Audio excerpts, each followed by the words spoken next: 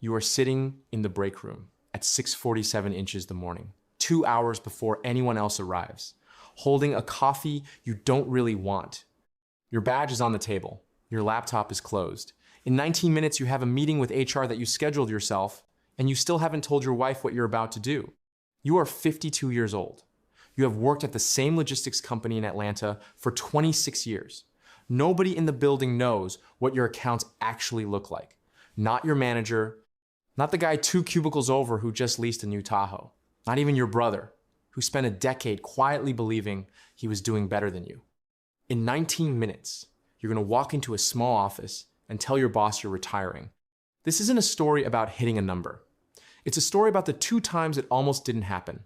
The one mistake you made trying to keep up, and what it cost you to get here without anyone noticing. Rewind 27 years. You're 25 in a 1-bedroom off Memorial Drive with a window unit that drips onto the carpet. Checking account, $612. Rent due in 4 days. You make $38,000 doing inventory logistics, and you owe $14,000 in student loans you try not to think about. Dana, not yet your wife, brings takeout and you eat it on the floor because there's no table yet. She asks if you're worried about money. You say no, because admitting worry feels like admitting you're behind. That night, you do math in your head until almost 2 in the morning. Rent, loan payment, the oil change you keep postponing. Your company offers a 401k match. You never open the email. That's the cost of level 1, not the debt. The inattention. You're 29, married.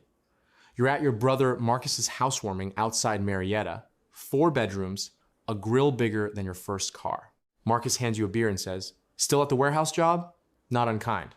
It lands somewhere in your chest anyway. You make $54,000. You have $9,000 saved and a car payment. You don't know yet that Marcus financed almost everything in that house. You only see the garage. That night, you finally enroll in the 401k 6%. Late, but automatic, $97 every 2 weeks, you barely notice missing. The hidden realization: you've been comparing your beginning to someone else's middle. You're 34. Emma's born in October. You take a shift supervisor role, $71,000. Standing in a Costco parking lot, eating a hot dog alone on your lunch break, you do daycare math on a napkin. Dana cries about the decision that night. Not because it's wrong, but because nobody warns you how much guilt rides along with arithmetic. Then the market drops. It's 2008. You open the statement on a Sunday night after Emma's asleep, and the number is almost a third smaller than it was in January. You read it twice, like the second read might correct the first one. It doesn't. You close the laptop and sit at the kitchen table for a while without turning a light on, because turning a light on would mean admitting you're still sitting there. You stop opening the statements, not all at once.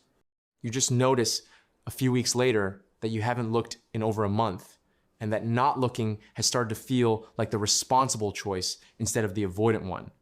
Dana finds you at the table again in March, laptop open this time, and asks, "What's wrong?" "Nothing," you say. It's the first real lie you've told her about money.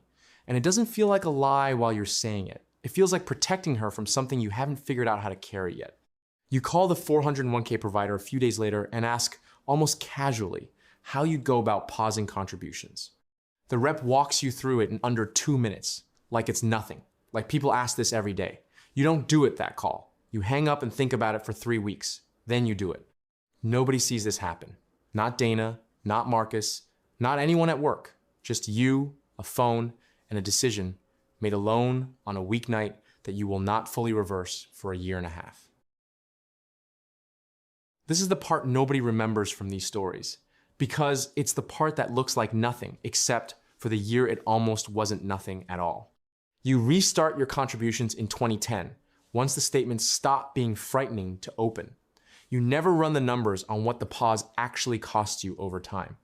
You don't want to know, and some part of you suspects that not wanting to know is its own kind of answer. Around 37, Marcus buys a boat. You don't need a boat. You buy a truck instead, used, but nicer than anything you've owned, $34,000 financed over 6 years, and you tell Dana it's for hauling stuff for the house. It isn't, really. It's for the feeling of pulling into your parents' driveway in something that says, you're fine. You know this at the time. You do it anyway. 18 months later, you're sitting in that truck in a parking garage on your lunch break, running the loan balance against your savings rate on your phone, and what you feel isn't regret exactly, it's closer to recognition, like seeing yourself clearly for the first time in a while and not entirely liking the view.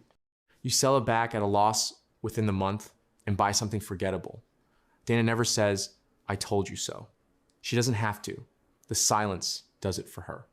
At 40, you get promoted operations manager, $96,000.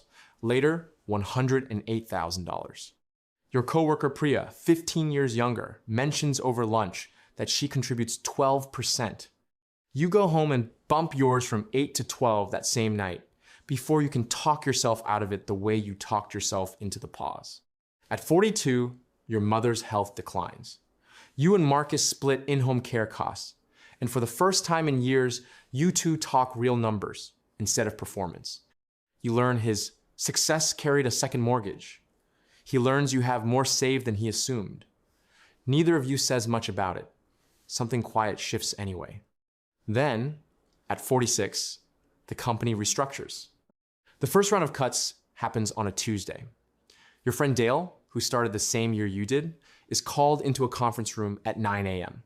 and is gone by lunch, not gone for the day, gone, his badge deactivated before he's even cleared out his desk. You watch it happen from across the floor and feel something go cold in your chest that has nothing to do with Dale specifically and everything to do with the math you suddenly understand applies to you too. You are not in that round. Nobody tells you whether you'll be in the next one. And for 4 months, you don't know. You go to work every day inside a building that might or might not still want you. And you don't tell anyone outside your house how that feels because there's no version of saying it out loud that doesn't sound like panic.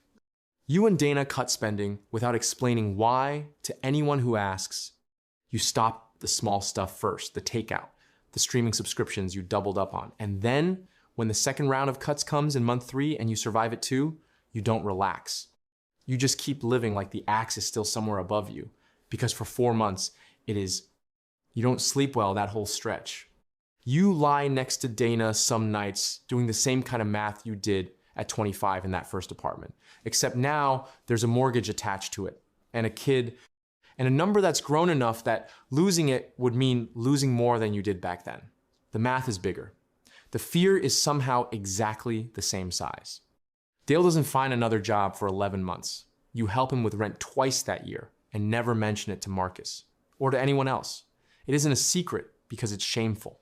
It's a secret because some things don't need an audience to be real. By 45, your combined accounts sit near $610,000 lower than they would have been without the pause, the truck, and the 4 months you spent unsure whether you'd still have an income. This is the pain of the middle. Not collapse, but a long stretch of doubt. One real mistake you had to walk back in full view of your own family. And a fear that never got resolved so much as it just eventually stopped being true. You're 49. Emma is in high school, applying to colleges, and you sit at the kitchen table with Dana running numbers on 529 balances, and what's left to cover? The number works. You don't say much about it. You just feel something settle in your chest that you don't have a name for yet. At work, a younger manager named Jordan gets the promotion you might have wanted 5 years earlier. You feel the old flash of comparison fainter now, like a bruise that doesn't hurt unless you press on it directly. You realize you don't actually want his job. You want his Friday afternoons. There's a difference. And it takes you most of the year to understand it. Marcus sells the house outside Marietta, downsizes. Doesn't really explain why, and you don't ask. You notice he seems lighter, not heavier, after letting it go. You and Dana go to a neighbor's backyard barbecue that summer. Someone asks what your number is for retirement, half joking, the way people do at these things. You laugh it off. You don't tell them you already know the number, roughly, and that it's closer than anyone there would guess. The financial reality, briefly. Combined accounts near $1.9 million. Mortgage almost gone, no other debt. You still drive the same car you bought 6 years ago. The hidden realization, you stopped needing anyone to know.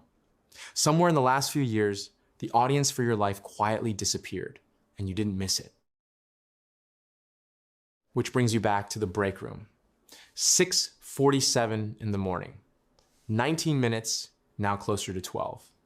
You finally told Dana last night, not as an announcement, but as a question. What if I actually did it this year? And she just looked at you for a long moment and said, I think you already decided. She was right.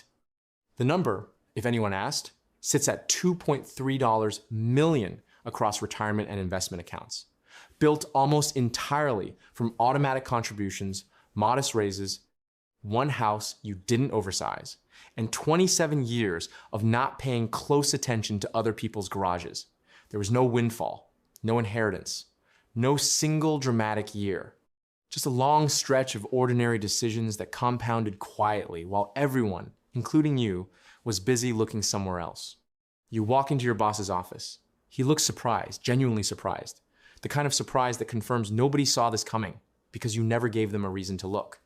You tell him you're retiring at the end of the quarter.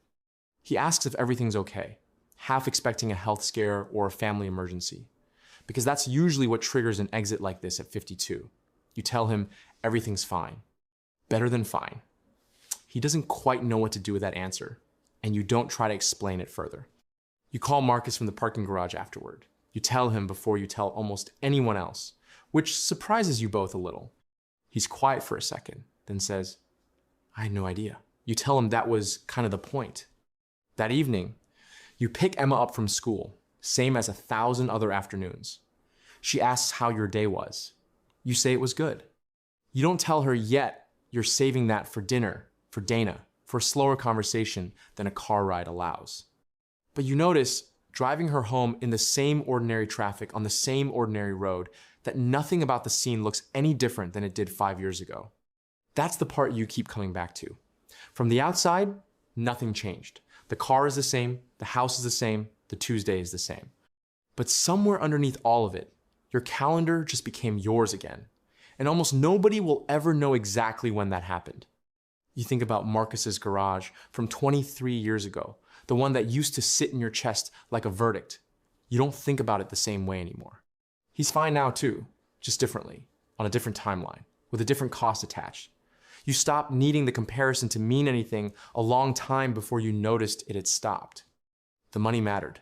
You won't pretend otherwise. But sitting in that car outside Emma's school, what you actually feel isn't pride about the $2.3 million. It's something quieter, the knowledge that tomorrow morning, for the first time in 27 years, you don't have to wake up to an alarm that belongs to someone else. The number changed slowly enough that nobody noticed. So did you.